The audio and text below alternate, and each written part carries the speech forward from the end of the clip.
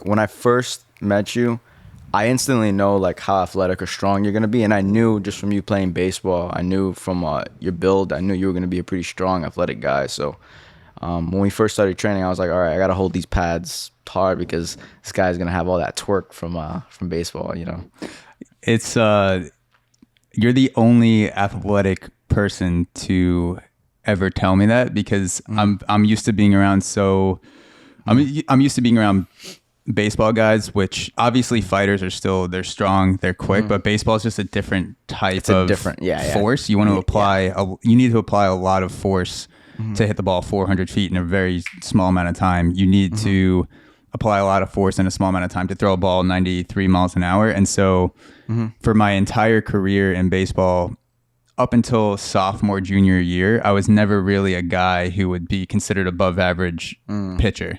And so among my baseball friends, I'm always someone who's joked about being as the unathletic one, because I basically taught myself how to move fast and be strong once I was in college. But I came in as just 152 pound beanpole for someone who's 6 feet tall.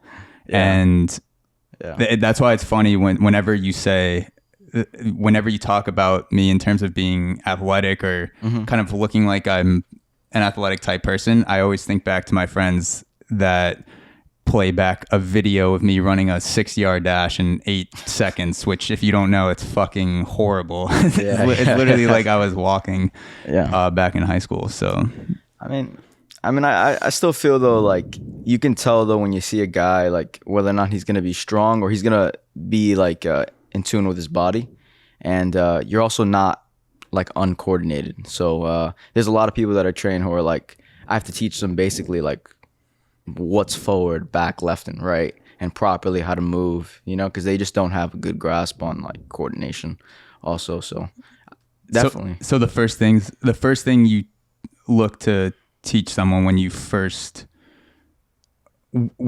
get into doing a lesson or whatever it is, you meet them in the park during COVID, is you try to get their coordination down. For the average person, they may not be coordinated if they haven't played a sport. Yeah. Well, first thing I do is I make sure that there is some COVID regulation going on. Yeah. Some have you quarantined? You know, do you not have the virus? Okay. But then after that, coordination, teaching them the basic movements, learning about them as a person, their goals, and also, just being real with them that, like, if you want to learn how to fight, you got to fight, and just kind of making sure that they're not going to be, weak about it. I kind of like, you were willing to take some sparring sessions and to be okay with that, but there's a lot of people that, just pushing them a little bit or hitting them with the pad during a pad session, it's like they lose their mind because they've never had that reality check of like being hit. So, well, that's part of what I wanted when you were saying that people have these ulterior motives, whether, I don't know, they want money or they want to fuck you or something, or like both. Both. Yeah. I'm sure the training, the dark depths, the dark web of the personal training world has its own marketplace. But for me, that part of getting hit was exactly what I wanted in doses at the beginning. Obviously, I didn't want to come in and just get fucking brain bashed the first day, which if you did that, you would be a terrible. You gotta teach you. What always stuck with me is the first time we sparred, you said, I'm not going to teach you or I'm not going to use anything on you that I haven't taught you to defend. And I appreciated that because I know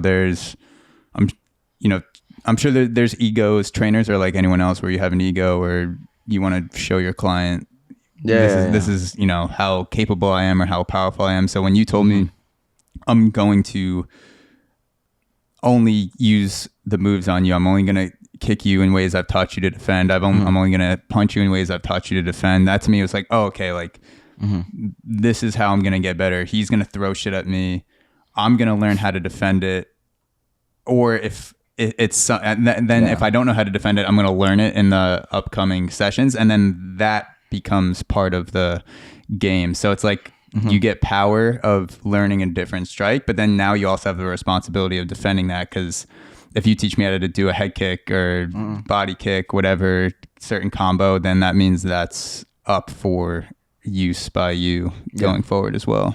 Yeah, no, I if I just go in on you, imagine the first time we met, I'm just like, yo, we're just doing a full 5-minute round, MMA sparring, grappling, elbows, knees, kicks, punches. You don't even know how to box yet. And I'm just throwing you in there. It's just not fair. So we started off with kick sparring. Yeah, first time we did kick sparring. I cried. Yeah. Legitimately, I would say cried, I had some things going on in my life that were more personal, and then I would say about 50% of that was the pain, 50% of that was the personal stuff where I was going through some relationship things, and then that emotional shit that was going on in my life was, I feel like that pushed the pain past a certain threshold where any other day, not that there's anything wrong with crying, but it was like, it hurt. No, nothing. And then I sat down and I just started crying, and I had no idea what was going on. I was like, I literally couldn't stop it. Yeah. No, I kind of like, I'm used to that too, though. You actually are not the worst experience though. Like, just crying wasn't the worst. I've had people throw up on me. Yeah. Someone threw up on me one time. What did you, was it from a kick or a punch or something, or just at the end of a session? We were doing pad work, and they just got it was their first session, and they were just so tired. They were also a smoker. And the guy just, like I said, cross. He threw the cross. He missed the cross. I was like, okay, what happened? And then he just threw up on me. And I was actually at the gym that I train at, and I had to like clean it up and everything. But I'm used to like that kind of stuff happening to me and not being, a douche about it. You know what I mean? Like